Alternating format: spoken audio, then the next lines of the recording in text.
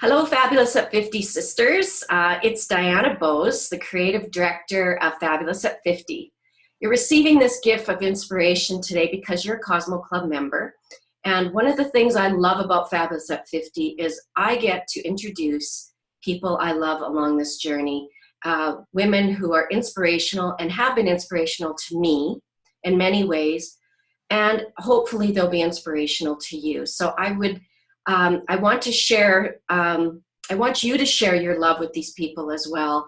If you want to know something or have some questions, please send Rayanne a message, our speaker today, and I'll provide that information with you after this call. So hello, Rayanne. Hello, Diana. I'm going to introduce you. I'm going to introduce you formally, and then I'm going to introduce you informally because we've been friends a long time, and all these incredible things you've done are awesome, but I think people need to know your heart as well. So Rayanne is the owner and president of Integrity Seminars, Coaching, and Hypnotherapy. Her educational background is she has a BA in psychology and several master level social work courses and master's certification in neuro-linguistic programming. She's a certified clinical hypnotherapist, certified shamanic coach and practitioner, facilitator, and creation circle leader with Creators Code and the certified facilitator of the Samurai game. Her prior work experience includes several years working with abused women through the Calgary-based Sheriff King Home and peer support service for abused women, and she's acted as a trainer and consultant for the HIV peer support program, HIV Living and Living Positive. I did her course, and she's been operating this personal development business for 13 years here in Edmonton. And she also runs workshops and seminars through NATE and other organizations as well as writing her first book called Live an Inspired Life by Using Your Subconscious Mind. And she's working on a new book right now, which we're really excited and will profile in Be Fabulous. So Rayanne and I have been friends. I was actually in one of her courses where she was in training. She wasn't actually the facilitator, but she was in training. So I've been watching her grow as she watched me grow. So it's been kind of an interesting experience. And it is because of the Creators Code, which was Personal Best Seminars, that it is the reason why I am doing what I am doing today. And what happened to me within that course is it opened some doors that were so tightly shut and nailed shut that I didn't even really know who I was at that point in my life. And Rayanne had a very big part to play in that, and still does, because whenever I run into an issue or something I can't seem to solve, Rayanne gets a text from me and says, "Do you have some time to talk? I have something to process." And the key is that because of the language that I've learned, and she knows me so well, I am able to sit down with a problem and within a very short time get through it and not have to dwell on it for weeks and months to solve it. So please take some time and look her up, read about her. She's a super interesting and wonderful person.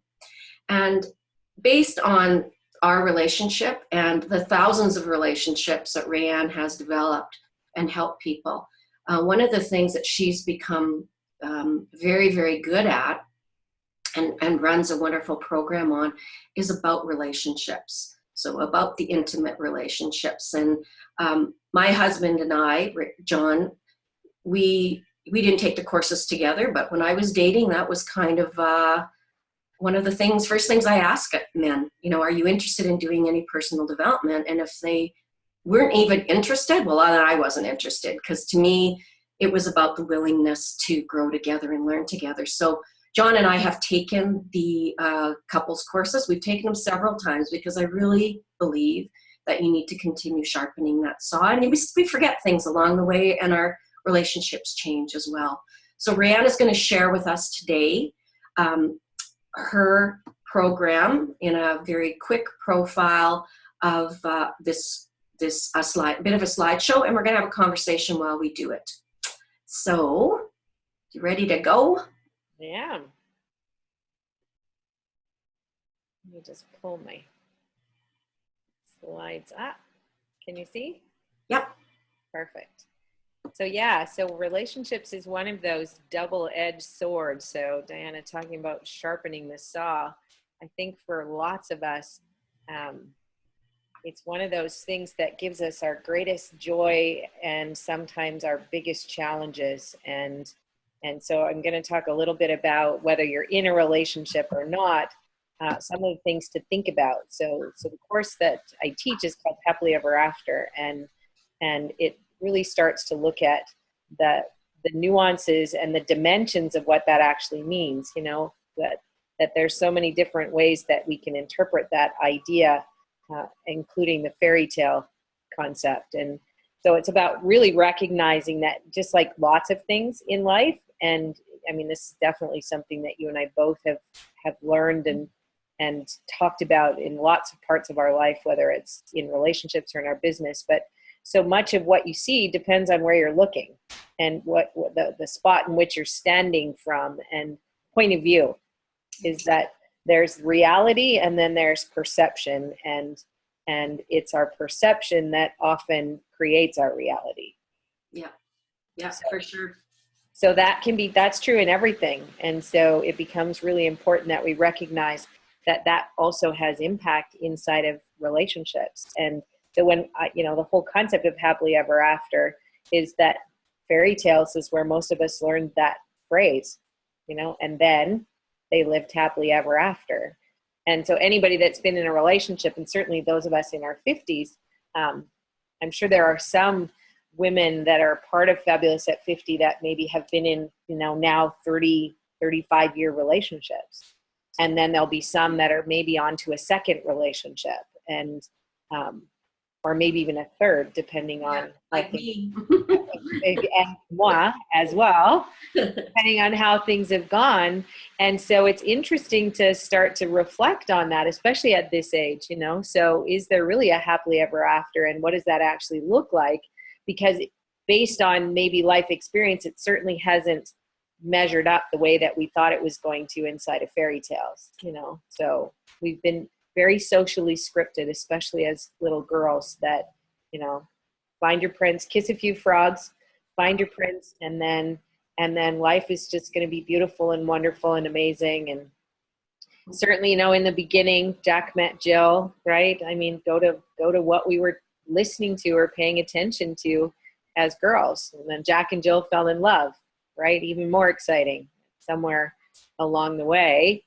And then pretty soon they got married. And of course, it doesn't get any more exciting than that, having the, beautiful wedding day and all the people around you. And then really, if you stopped and paid attention, fast forward a little bit, and all of a sudden, Jack and Jill's relationship has become fairly routine. We've all laid next to the snoring prince on occasion, perhaps, and had that feeling of, this is definitely not fun or glamorous or any of those pieces. And so one of the greatest challenges I think we have is actually believing that there happily ever after is possible, and then managing that conceptually in a way that fits with reality and allows us to accept that, people are inherently imperfect, beautifully, perfectly imperfect in lots of ways. And so when we can have the ability to have healthy boundaries around what's okay and what's not okay, then we open up to the possibility that we can create our happily ever after. So, there's that idea of what you don't believe or can conceive, you'll never achieve. Mm-hmm. And so that's true, again, in lots of areas of life, whether that's your health or business, but definitely when it applies to relationships. And one of the key messages in all of our programs, and that kind of are woven throughout, is that no matter what we are doing in our life or even how we're feeling, is that it's remembering that you have a script that you're operating from, or we call it your belief system, and that it's your blueprint or your map of reality, and everything is led from that. So everything that you manifest and create in your life in the form of what you feel and what you do is driven by that. It goes through the filter first. and that we have conscious beliefs that are helpful and supportive, and then we have less than conscious beliefs that can sometimes interfere. And the less than conscious ones are the more challenging ones, because they're less than conscious. I have a friend who, she's now 63, and her fifth marriage is just coming to an end. I got a message from her the other day, and that she's been living in the US with him for a number of years. And so she's been out of Canada. I don't know if it's illegally but that now she's having difficulty trying to get home. Her passport's expired and she's been away, but now another relationship has failed. And I would say that, she's not really done a ton of self-awareness work, but based on results, and it's not because she's not a good person. She's a wonderful person. She's kind, she's gentle, she's loving, she's loyal, she's all of those pieces. But, she's got a belief somewhere along the way that relationships, based on results, that relationships don't work. And her mom, who's now gone and been gone for a while, back in the 50s, the 60s, was 3 times married, at a time when women just didn't do that. So pretty sure that she's got some pretty strong filters about relationships and the fact that they don't work. And based on results, she gets to be right about that all the time. So that's a really important part for all of us, I think, is really starting to identify that, it's not just about what I'm doing in my relationships or even about how I feel about my relationship. It's about what I believe about relationships, and that's leaking in to my relationships, no matter what, whether I'm aware of it or not. So, we talk a little bit about also recognizing that because we have beliefs, is then we have automatic ways of being as well. So based on those beliefs. So our default position can sometimes be, whatever happens. So then we become complacent in our relationships. Or if we're not having any problems, then that must be, things are good or okay, as opposed to amazing and wonderful, or things are comfortable, maybe, like my basic needs are met, or that we've learned how to just compromise in our relationship, but then it feels like somebody's always giving something up, like it's not necessarily the proverbial win-win and the joyful part of life. And so it's recognizing really what is the quality of your relationship.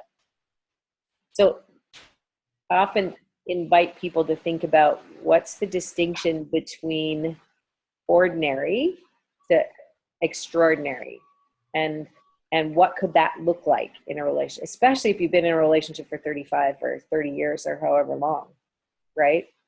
Trying to imagine, what would make you happy beyond your wildest dreams in what feels like maybe just the routine of life. That, you get that when you first hook up, that beautiful romantic time where everything is wonderful and beautiful. But then, why would I expect that a version of that would continue 20, 30, 35, 40 years in? There's a movie, right, that's at the Princess Theater right now. It's called The Lovers. Oh. And I would suggest that people go see it. I haven't seen it yet, but the commercial was kind of cute because it's a couple are both having an affair. And then something happens and they fall back in love with each other. And then the people they're having the affair with feel like they're being cheated on. Wow. It just looks really cute, but it's a couple who's been married forever. Something happens. And I think it would be kind of a cute movie for a lot of people in our age group to go see. Because John and I fall in love with each other all the time. Right. And I wouldn't say like we're not madly in love with each other all the time. It's like peaks and valleys, for us. And I think that has been one of the biggest things for me learning, is that there is going to be valleys no matter what.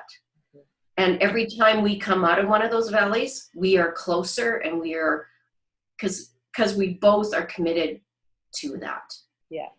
And I think it's a perfect example of both knowing what the possibilities are, that piece around having done enough of your own work that empowered to be able to to say, you know, we're going to consciously choose what we learn in the valleys, so that so the peaks are just that much stronger, because we pulled the lessons and we understand what the challenges were, how we both created some version of that, as opposed to the hopeless, helpless, have no ability to affect my life or change, or, you know, if only my partner would have a personality transplant, then everything would be great. Well, and that's a big part of it, you know, is the acceptance. I mean, I mean, I'm lucky because I have a lot of people to do things with.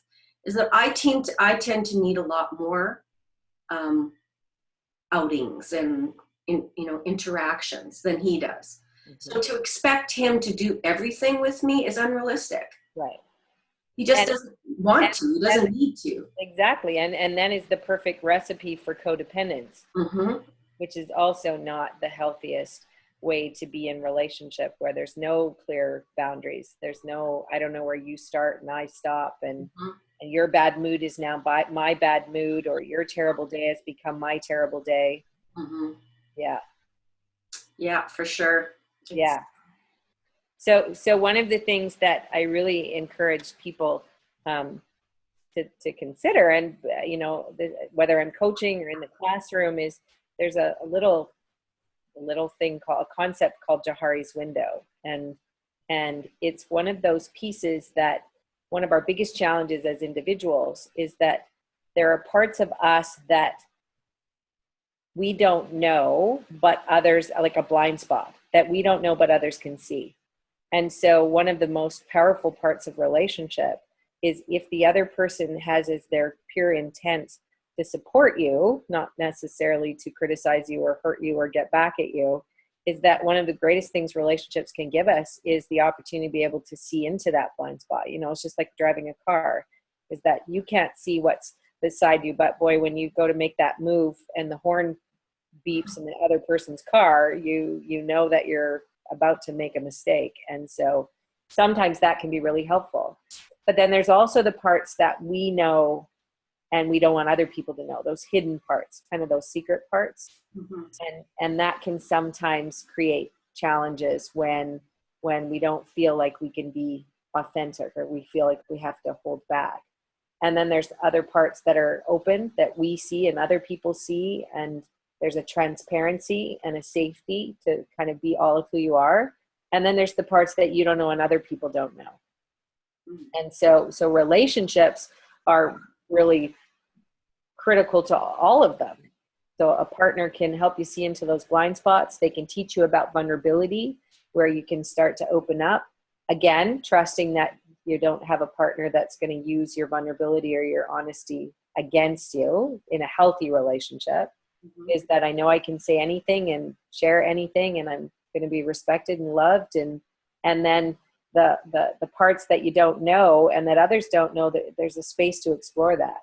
Because in an ideal world, the more open we are, the more that we can see and others can see, the happier that we are. So that becomes a really important goal, I think, in any healthy relationship, is looking at, you know, where are the blocks? Like, how big are my blind spots based on results?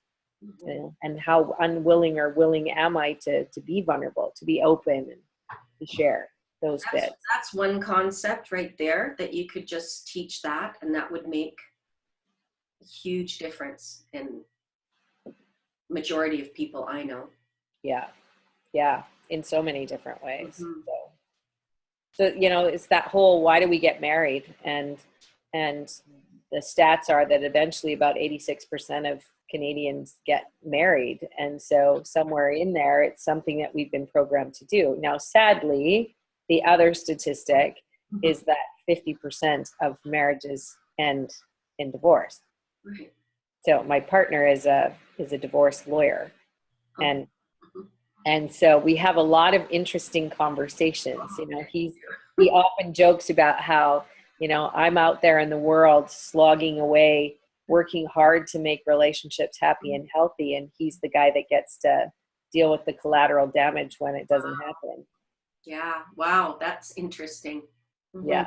Although he has started to move into collaborative law. So he's focusing more on doing mediation and collaborative law, which is a little shinier and hopeful, because it's when people feel like they're really ready to end it. There's a way to do it a little more respectfully and a little less expensively too, because when you do collaboration, you make a commitment. You're not going to go into the court system and into that process. But it's one of those pieces that, we get to ask ourselves, so what is it that attracts us initially to somebody? And is that what keeps us in relationships? So I don't know, if you thought about what attracted you to John, how much of that is important in keeping you in the relationship? Mm-hmm. Like, if you stopped and thought about it, is that sometimes we're drawn to, the things that we're drawn to in the beginning, over time start to become like it was cute when we were first together. Yeah, not so cute now. Not so cute now. Now it's a little more, your humor is like you're using humor to like have a serious conversation with me, or, there's lots of things. And so it's helpful as women, I think, to be able to, like you said, acceptance is a big thing, but also especially women that maybe are looking to start dating again, maybe have had a relationship and I got a few slides at the end that will help women that are thinking about dating to pay attention to, possible red flags that might show up. So really there's like 5 steps to being happily ever after. And it starts with how we manage the dating process, and then how we do commitment, the level of intimacy that we're able to generate. Of course, sex is a part of it. So I don't know about you, but 53 next month, and still a part of my experience, part of my life. Hope it will be for some time. Well, I've had people in my life, women who've been married a long time, and they, I've heard them say like, "Oh, sex is overrated," and I say very clearly, no, it is not. And because I can tell you, because I've been in all those different places in a relationship, my second marriage, if we would have had a consistent, intimate relationship, we probably would still be together. Right. It does make that much of a difference. It sure does. Relationship. And I say that clearly to everybody. It does. Yeah. Yeah. And I think, again, not buying into the social scripting or the ideas that, you get to a certain age and it doesn't matter anymore. So I think that, we're intended to have touch and skin on skin, and there's lots of research that, animals that are being used for experiments that are not getting some sort of version of connection are not healthy. So they're definitely not healthy in the physical, and for us as humans, often then not healthy emotionally. Yeah, I have to be careful around our house, because if I say to John, I'm not feeling very connected to you right now, I better be prepared to be chased around the house, because that's what that means to him. He's like, "Oh, you want connection? Oh, okay." All right. We can make okay if we must. That happen. And then the 5th one is conscious living. So learning how to live more consciously. So conscious dating is one of those things that, again, is that I'm doing it mindfully. I'm not just doing it from the subconscious and from my old beliefs, I'm actually doing it consciously. And then often having a vision for what you want is pretty important. And hopefully at this age, if women are starting to reflect on what would it take to make my life brilliant and extraordinary, whether I've been in a relationship 35 years or just starting out, is you've probably had lots of experiences of what you don't want. Yeah. And so based on the fact that we've got lots of life experience, the beautiful part is that you don't have to hang on to that and belabor that, but you can actually look at it from the point of view of, so then what I do want, what I do need is the opposite of that. Is that sometimes we just need to make that little list in our minds of, I've got a lifetime of things that I can honestly say I don't want. And so if I'm trying to figure out what I do want, is I know it's the opposite of that, and articulate what that is. So then all of a sudden it becomes clear. Mm-hmm. And then also learning that, we don't need to settle, and that making time for peace, joy, and happiness is important. as opposed to, again, just the everyday ho hum. This is how we do our lives in routine. And then, under the commitment part, it's about having that 100% commitment. I think too often now, and part of why the divorce rate is what it is people go in half expecting it to fail. Yeah. And so it's that, they've got a back door. Like, sure, I'll walk through that door, but it's okay because I know there's a back door. And that we are committed both physically and emotionally. We just sort of talked about that. And that commitment isn't just about the things we do. It's a mindset, somewhere in there. It's that mindset of I'm committed to making this work. And I often tell my clients, learn how to manage expectations. Because if we've got expectations in relationships, you have just invited disappointment. Yep. And so how to then let go of that is one of the things I encourage people. So it's like, be as unconditional as we can, but from an energy point of view is instead of being expectant, be anticipatory. So I anticipate that this will happen or that this can go this way. And so then if it doesn't, unlike expectation, then it's like I can manage the fallout of anticipation not being met versus expectation. Like, they're different.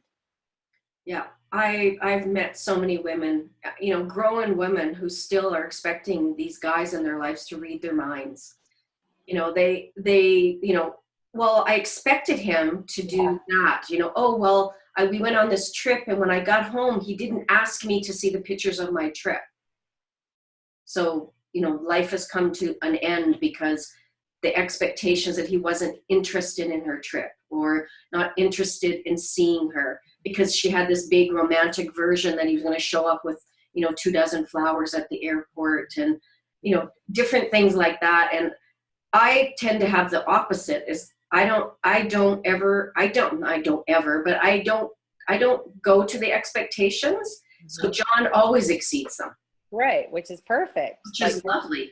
That's glorious that then you get to have that experience of, wow, that was a really added bonus. And it's a perfect example of the difference between expectant and then anticipating that the person that you love and care about will do what needs to be done or show up, and without it being a mind reader. I mean, we have relationships too often with people in our heads instead of with people. Yeah, exactly. We think we know what they need. We think we know what they want. We think we know what they're thinking. So it doesn't work very well usually. No. Mm-hmm. And then under the commitment part is that, recognizing that love is a game of I'll go first, which is, imagine if we woke up every day and looked at the other person and thought to ourselves, how can I serve you today? Mm-hmm. But knowing that they're doing the same thing. So then it's not an emptying, because I think women also have a huge tendency to overfunction. Yes. And overdo in life and in relationships. And so they get empty, and then, martyrdom starts to show up. And if people were in a healthy, happily ever after kind of relationship, knowing that both people are coming at it from that point of view, not what can you do for me today? What are you going to do for me today? But how can I serve you? And know that the other person. I call that flow. Right. Right. Because it seems that, the more I do for him, the more he does for me, and the more I do. And it's just, it just kind of runs together, and it's hard to know who did what first, and nobody's keeping count. But isn't that great that I mentioned I needed something and he did it? And then I feel like, oh, I just want to do something for him now because, and that's kind of the way it kind of goes most of the time, depending, on situations. Two people that have full cups that are happy to offer the other person a sip because there's plenty, Mm-hmm. My cup is full. So as is yours. So when we exchange, it's not from an empty cup. Too often, I think people get emptied out in the other parts of their life, and then they go home and their partner has a need or a want, and it's like, I'd love to, but my cup is empty. And then you've got two people with empty cups, and again, recipe for big problems. Yeah. So intimacy is that piece around being able to, I always use the acronym or the cliche of intimacy is into me see. Mm-hmm. and that it's really letting somebody else into that vulnerable space, which is you, that, you know, the world will kick the crap out of you, no problem, when you're out there, but it's sure nice to know that you can go home and feel safe and secure, that the person that you're with is going to have your back. So how, you know, people are often like, what does that mean? And how do you create intimacy in a relationship? And it's about safety in lots of ways, starting with you, you know, making it feel safe for you, and then creating a safe space for your partner, stepping out, taking risks, telling the truth, practicing being vulnerable, acknowledging each other's emotions.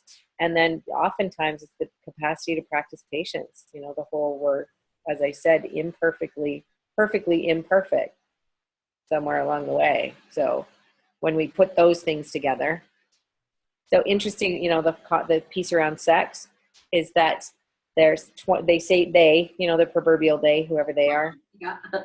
is that they say 25% of men and women lack interest in sex. So about a quarter of the population isn't really that interested. Uh-huh. And that about 20% of relationships are sexless, and that 15% of married couples haven't had sex in 6 months or more. So I think that's actually higher. probably, maybe, yeah, if people were willing to Especially if they've been married a long time. Yeah. And, you know, the whole concept that sex is really great for a relationship and for your health, you know, what it creates energetically is pretty important. So it's one of those things that I think more, and this is the best part, is that, you know, sex gets better with age. Yeah, well, that's been my experience. Less inhibited, a little clearer about what you want, and having sex actually increases interest in sex. Mm-hmm. And that desire and arousal aren't necessarily correlated. So it's about learning how to be able to find ways to increase the desire. And then again, arousal will just follow. And when you're having sex as often as you like, then you're happy with your sex life. So of course that's a little challenging when people have different drives. Yeah. But radical sex, so the concept of radical sex is learning how to prioritize your partner's fulfillment, but also taking accountability for your own. And that it starts to become part of your routine. It's not something that happens, you know, on your birthday or Christmas, or, you know, it's scheduled. It's in your routine, and that you learn how to be able to expand beyond the typical and traditional, and work together to, you know, make a quote unquote playlist, which is, you know, how do we want to play together? And then of course the last one, that, you know, conscious living, is learning how to be able to dream and breaking out of that social hypnosis that, yeah, because we hit a certain place in our life, or, you know, what we think relationships are supposed to be about, and learning how to break through and reinforce patterns that work and let go of those that don't. And then getting outside that comfort zone and getting support for a different way of being, I think is really fundamental to a happy, healthy, happily ever after. I think that's where a lot of people struggle too, Rayanne, is because, you know, while we're raising children, you're connected there, right? And then all of a sudden that has changed. Your kids are off doing their own things. And now what's next? You know, where are you going to work together to do something in the world? And I think that's where a lot of people that's where guys go golfing and the girls go for lunch. You know, they don't know where to go next, what to focus on. And how to do that together. You know, not that those other things aren't okay, him golfing and. For sure. Just not every day, you know. Exactly. And then so hello stranger, like we haven't done anything for weeks or months, or yeah, it's hugely challenging. And so I have a couple that I'm coaching right now that their kids are in high school, so they're not quite gone, but they've come asking for support because they said, we're both scared to death as to what's going to happen when the kids are gone and they're not our focus anymore. Yep. That's great. I thought it was quite interesting that they had the foresight to be able to say, so we want to come and have that conversation now, not, you know, a year after the kids have left and we're looking at each other going, now what? So yeah. Yeah, it's fascinating. So it's been an interesting journey. So that's kind of the 5 key steps to happily ever after. And there are people at this stage of life just starting to think about dating. Um, and I think that lots of times, if with maturity comes a little bit of wisdom, I hope so anyway, is that at some point we hit a place where we have a bit of life experience, and so these are probably just maybe reminders, if there's, you know, women that are in the group that are thinking about dating or just started dating, is one of the things to consider is that you need to learn how to be able to have some anticipation or project into the future, and really ask yourself, you know, would I want to spend the rest of my life with this person exactly as they are? Because when we have that expectation that, you know, we're going to change people, like, you know, it's fine, I can probably help him with that, or maybe support him in doing that part differently. One of the things about men at this age is Alison Armstrong has done a bunch of work on this, the development of men. I don't know if you've followed any of her programs. Yes. Yeah. And of course, she talks about at this age, they're into the king stage, which is they're virtually unchangeable. Yep. You know, if you're dating a 20-year-old, they're malleable, and not necessarily because of everything you're doing, but they're just malleable because of the stage that they're at. But by the time they hit their 50s and their 60s, they're pretty set in their ways. So got to be mindful going in, is this the person that I'd like to spend the rest of my life with? And if you've got adult children, and, you know, both of you maybe even have kids, if you've got kids, would I want this person to influence, to have influence on my family? Yeah. So that's something to think about. And then also considering, you know, are you talking yourself into a relationship? Like, again, social scripting. So do I want to rescue or help them because I can see their potential? So Yeah, that was my biggie.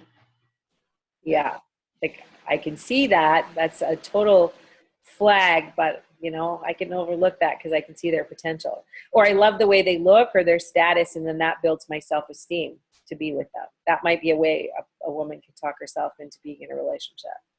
Or we have some things in common, so I'm going to just avoid the glaring differences, you know, head up my butt, not looking at those parts. And that, or they appear to be totally different than anybody I've ever been with in the past. So therefore, I'm going to keep going because I think somehow that's a good thing or important. Or I'm focusing on one important quality, like they've got lots of money, or they're great together romantically, or they're lots of fun, but then not looking at all the other parts that you're not getting, you know, the needs that aren't being met. So something also to think about. Danger signs. So things that people, I think women need to pay attention to is, you know, a person who reacts to frustration with anger, rage, or blame, that they don't calmly have the capacity to manage things as it shows up, or always blaming other people for what's not working, or trying to control everything, including you. That can be problematic. At, again, this stage, men that show up as really immature, impulsive, or irresponsible. Like, you got to know that's a lifetime. So that's not going to change. If they're emotionally distant or void, you know, what women want is connection. If they're pining over a past relationship, so if, you know, you're out on a date and half the date they talk about their ex, or keep focusing on their ex, that's a flag. Might want to pay attention. Or they want me to make their sad life better. You know, it's like, you know, I always feel so good when I'm around you. Like, I love spending time with you because I always feel so much better. That's probably a red flag. Or sometimes, you know, they're still in a marriage, and even though they may not be living together, that they're in that strategic position of not needing to commit. And of course, active addiction. You know, anybody who's actively addicted and rationalizing is not a problem, probably want to pay attention to that too.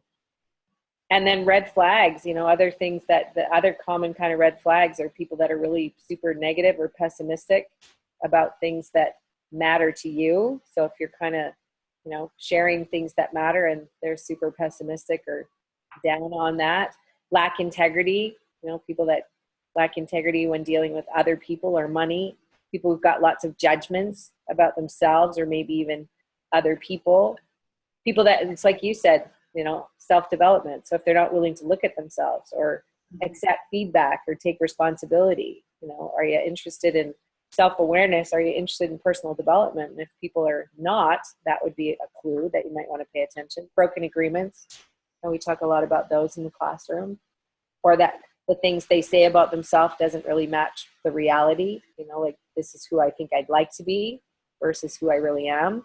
Or they tend to be like on that emotional roller coaster, always around drama. You might want to pay attention to that. And that, you know, people that are like, I don't really want to be in a relationship. I don't know how to be in a relationship, but I don't want to be alone. That's a pretty big clue. Or people that are inconsistent in their behavior, you know, flip-flopping all the time, don't listen well. People that, you know, trying to change this person to fit what I want instead of accepting them for who they are. That can be a challenge. People who talk a lot about themselves or monopolize the conversation might be interesting in the beginning, but long-term, over time, probably not the best way to go. And or people that are the opposite, you know, that it's like painful to try to enroll them in a conversation. Yeah. So it's all things to think about, you know. And again, like I said, at this stage of our lives, you hope that you have the capacity to be able to see those things and recognize them as possible flags and make choices, so then you actually believe that happily ever after is possible. Wow. Mm-hmm. There's some good reminders for me in there, that's for sure. But also, you know, I am in a good relationship, and I know the reason partly is because of a lot of the things I've learned. Right. And I don't think being 50, I'll be 59 this year. Can you believe that? Wow. 59, and I feel like there's so much more to learn, and that's, you know, that's my thing. Can we talk just briefly about your book? Yeah. So talking about relationships. So my first book is about living inspired, and my second book is about intimate betrayal. So. Oh, so it's two. Well, so of course my Oh, publisher. your first book. Oh, right. Yeah. Okay. Inspiration and live an inspired life, and then managed to create a situation in my life where the inspiration is to write about intimate betrayal. So my second relationship, well, you know, Yeah. Is that Jeff was one of those people that anybody would have said, you know, had a pretty good resume going in, came from a rural family, parents stayed together his whole life, 27 years in a marriage, spoke about leaving that marriage because he just felt like, you know, his needs weren't being met and that she deserved another opportunity. And so, yeah, he had a really great resume, couldn't have kids, so adopted two, and, you know, loved somebody else's kids as his own. And yeah, as it turned out, I wasn't paying attention to some of those red flags of my own. I was working out of country quite a bit. So I was working in Mexico and gone a lot, and just trusted that he had the capacity to self-manage me not being around. And in fact, found out while I was away working that for a number of years in our relationship, there were other people. And I always felt like I kind of had a sense, but I wasn't willing to look at it from the point of view of, on the surface, how he showed up. It was like, he's not that guy. Is that I saw a lot of things that made me think that. So the book is about my experience. So it's about my life with him. And, but it also has a lot of other women's voices, people's voices in it. So I wanted to write it from an accountability point of view, in that, you know, this doesn't happen to us. Stuff like this happens through us, and that we get to make a lot of choices along the way. And then we get to make a lot of choices after we find out, and how to journey back to self-love and self-respect, and not become a bitter, you know, disillusioned, untrusting. That's my cross to bear now for the rest of my life. And I'm never going to let love in again, because, you know, I can't trust that it's not going to happen again. So I'm glad that's you and not me. thought I had it fixed. Well, I don't know. Mine will probably ring next. So yeah, so I'm excited about it because I'm also really excited and hopeful, um, because that it will help people that maybe have been through it and are still stuck and struggling. Yes. One of the things that one of the questions we ask in the second level of our core program is, have you ever been cheated on or cheated? And it doesn't matter whether I'm teaching in Australia or Canada or Mexico or any of the US, is at least 60 to 65%, maybe even more, hands go up when that question gets asked. So it's a huge problem. Yeah. In so many I different. remember that part of the program, and I remember when people were, just the hurt in their voices, and even, and the ones that had been the cheaters. I mean, Right. it damages from both sides. I mean, it's just not. Which is also why I'm inviting both voices in the book. Like, I'm not writing it just from the point of view of me as the betrayed, but giving those that betray a voice as well to talk about what that's like for them, and how they feel about themselves or felt about themselves, and the struggles and the journey for them too, in lots of ways. No, that's really fair. And I'm very happy to tell everybody that you're in a really great relationship now. So it's nice to see you happy, and it was hard to see you unhappy, but look at the wonderful product that's come out of it. And Yes, I mean, that's it, right? Use those lessons, and definitely that part around, I'm not going to shut love out of my life again, and heal what I need to heal so that I become a better manifester. And yeah, I mean, we just had our 1-year anniversary on Sunday, and it was. I know, it's incredible. I remember meeting him, when you were just, probably on your first couple dates or something. It's pretty cool. That's right. He came out to the birthday party. Yeah, we sat around the fire with him. It was cool. That was like our 3rd or 4th date. So yeah, so he's pretty incredible. It's been awesome. Oh, that's so great. Thank you so much for sharing. My pleasure. You are like an overflowing cup. You have so much, you have so much. You're just constantly learning and giving, and it's so you got me all emotional. I see that. So we're really blessed to have you in our community, and I know you've got so many things coming up, courses. Can you tell everybody how to get hold of you, to contact you? Yeah, for sure. So I have, 2 websites. There's the Integrity Seminars, Coaching, and Hypnotherapy site. But then there's also my personal website, which is randwoodschatz.com. Okay. And so all my email and phone number and all that kind of stuff is on there. Yeah, Happily Ever After starts in September. So going to take 8 couples. I think I have 3 so far. Mm-hmm. So people want to jump in and do 12 months of couples work, that's coming up. And wow, is that how long the course goes for? Yeah, so that one is once a month for 12 months. Wow. Okay. Well, that's changed from what we did. Yeah. Oh, wow. Yeah. I believe that's what it takes. For some people, a weekend is not going to do it.